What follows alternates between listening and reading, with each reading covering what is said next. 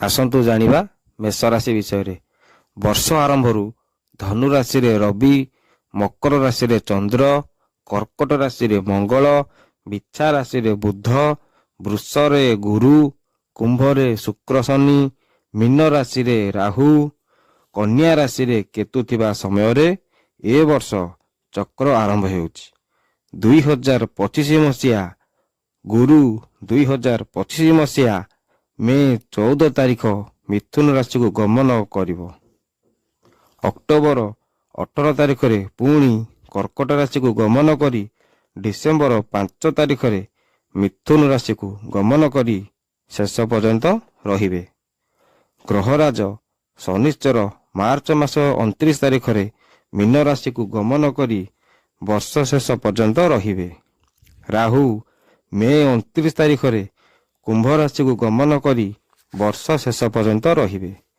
କେତୁ ମଧ୍ୟ ମେ ମାସ 29 ତାରିଖରେ ସିଂହ ରାଶିକୁ ଗମନ କରି ବର୍ଷ ଶେଷ ପର୍ଯ୍ୟନ୍ତ ରହିବେ।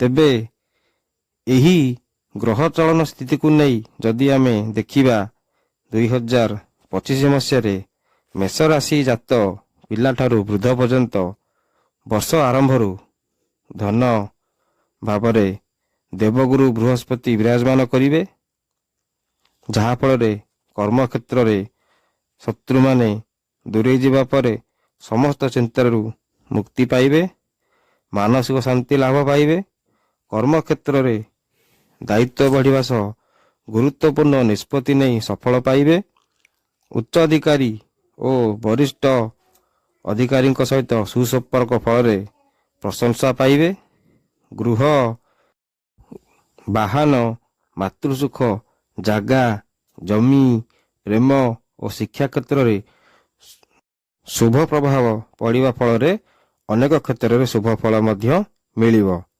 ନିଜ ଦକ୍ଷତାରୁ ଉଚ୍ଚ ସମ୍ମାନ ପାଇବେ। ସରକାରୀ ସାହାଯ୍ୟ ସହଯୋଗ ପାଇ କର୍ମଚାରୀ ଶ୍ରମିକମାନେ ଉପକୃତ ହେବେ। ଶିକ୍ଷା କ୍ଷେତ୍ରରେ ମନବାଞ୍ଛିତ ସ୍ଥାନରେ ପଢ଼ିବାର ସୁଯୋଗ ପାଇବେ।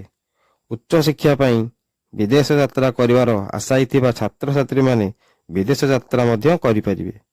ଶିକ୍ଷା କ୍ଷେତ୍ରରେ ତେଜସ୍ୱୀ ବ୍ୟବହାର, କୁଶଳ ଅନୁଶାସନ ପ୍ରିୟ, ଗୁଣୀ, ଜ୍ଞାନୀ, ସୌଭାଗ୍ୟଶାଳୀ ହେବେ। ସେହିପରି ବିବାହ, ପରୀକ୍ଷା, ପ୍ରତିଯୋଗିତାରେ ଅନୁକୂଳ ହେବେ। ନୂତନ କର୍ମ ନିଯୁକ୍ତି ମଧ୍ୟ ଏ ବର୍ଷରେ ପାଇବେ। ରାଜନୀତି କ୍ଷେତ୍ରରେ କର୍ତ୍ତବ୍ୟନିଷ୍ଠ, ଉଦ୍ୟମୀ, ଦକ୍ଷ, ଜନପ୍ରିୟ ବ୍ୟକ୍ତି ରୂପେ ପ୍ରଶଂସା ମିଳିବ। ରାଜନୈତିକ କ୍ଷେତ୍ରରେ ସହକର୍ମୀମାନଙ୍କ ସହିତ ଶତ୍ରୁତା ମେଣ୍ଟିଯିବା ଫଳରେ ପ୍ରବଳ ଶତ୍ରୁମାନେ ଦୁର୍ବଳ ହେବେ। ଉଚ୍ଚ କର୍ମକର୍ତ୍ତାଙ୍କ ଦୃଷ୍ଟି ପ୍ରାପ୍ତି ହୋଇ ପ୍ରତିଦ୍ୱନ୍ଦ୍ୱିତା କରିବାର ସୁଯୋଗ ହାତ ପାହାନ୍ତରେ ଆସି ପହଞ୍ଚିଯିବ। ସରକାରୀ ସାହାଯ୍ୟ ପାଇବାର ମଧ୍ୟ ହାତ ପାହାନ୍ତରେ ଆସି ପହଞ୍ଚିଯିବ। ଆର୍ଥିକ ଦିଗରୁ ଉନ୍ନତି ହେବା ଫଳରେ ନୂତନ ପଦାର୍ଥ ସଂଗ୍ରହ କରିପାରନ୍ତି। ଗୃହାରମ୍ଭ, ଦୂରଯାତ୍ରା, ନୂତନ ବ୍ୟବସାୟ ଆରମ୍ଭ କରିପାରିବେ। ସମସ୍ତ ଗୁରୁତ୍ୱପୂର୍ଣ୍ଣ ନିଷ୍ପତ୍ତି ନେଲେ ବ୍ୟବସାୟରେ ଅଚାନକ ଧନ ଲାଭ ହେବ। କାର୍ପାସ, ଷ୍ଟେସନାରୀ, ମିଷ୍ଟାନ୍ନ ଭଣ୍ଡାର, ଚାନ୍ଦି, ଚାଉଳ, ଗହମ, ବସ୍ତ୍ର, ଫଟୋଗ୍ରାଫି, ଚଳଚ୍ଚିତ୍ର ବ୍ୟବସାୟୀ ବା ଏହି ସଂସ୍ଥାରେ କାର୍ଯ୍ୟ କରୁଥିବା ବ୍ୟକ୍ତିମାନେ ବିଶେଷ ଲାଭବାନ ହେବେ। ଶିଳ୍ପପତିମାନେ 2025 ମସିହାରେ ଉନ୍ନତି ଆଣିବେ। ପ୍ରେମିକ ଓ ପ୍ରେମିକାମାନେ ଯୋଗାଯୋଗର ସୁଯୋଗ ପାଇ ଖୁସି ହେବେ।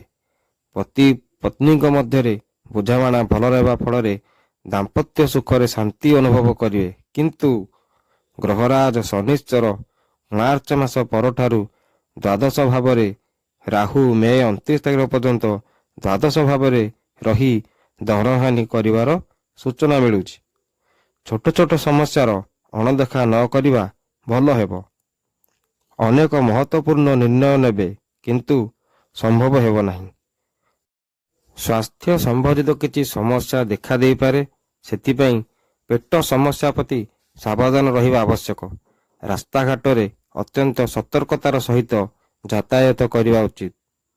ଅଧିକ ପରିଶ୍ରମ କରିବାକୁ ପଡ଼ିବ। ପରିବାର ଓ ଆର୍ଥିକ କ୍ଷେତ୍ରରେ କିଛି ସମସ୍ୟା ଦେଖା ଦେଇପାରେ। କଳା, ସାହିତ୍ୟ, ସଙ୍ଗୀତ ଆଦି କ୍ଷେତ୍ରରେ ମାନ ସମ୍ମାନର ହାନି ହୋଇପାରେ। କ୍ରୀଡ଼ା ପ୍ରତିଦ୍ୱନ୍ଦ୍ୱିତା ସାକ୍ଷାତକାର ମଧ୍ୟ ବାଧା ଦେଇପାରେ। ଯୋଜନା ମୁତାବକ କାମ କଲେ କୌଣସି ସେମିତି ଅସୁବିଧା ସମ୍ମୁଖୀନ ହେବାର ଚାନ୍ସ ହିଁ ନାହିଁ। ତେବେ ଏହି ଅଶୁଭତ୍ୱକୁ ଖଣ୍ଡନ କରିବା ପାଇଁ, ଶୁଭତ୍ୱକୁ ଲାଭ କରିବା ପାଇଁ ପ୍ରତ୍ୟେକ ଶନିବାର ପାଣିରେ କିଛି ଗୋଟା ଲୁଣ ପକାଇ ଘରକୁ ଭଲ ଭାବେ ପୋଛନ୍ତୁ। ପ୍ରତ୍ୟେକ ଗୁରୁବାର ଦିନ କଦଳୀ ଗଛ ମୂଳରେ ହଳଦୀ ପାଣି ଦିଅନ୍ତୁ। ପ୍ରତ୍ୟେକ ଦିନ ବୁଲା କୁକୁରକୁ କିଛି ଖାଇବାକୁ ଦିଅନ୍ତୁ। ପିତା ମାତା ଗୁରୁଜନଙ୍କୁ ପ୍ରଣାମ କରନ୍ତୁ। ସର୍ବଦା ନାଲି ରୁମାଲଟିଏ ପାଖରେ ରଖନ୍ତୁ ଓ ଲାଲ ଚନ୍ଦନ ବା ସିନ୍ଦୁର ସବୁଦିନ ମସ୍ତକରେ ଲଗାନ୍ତୁ।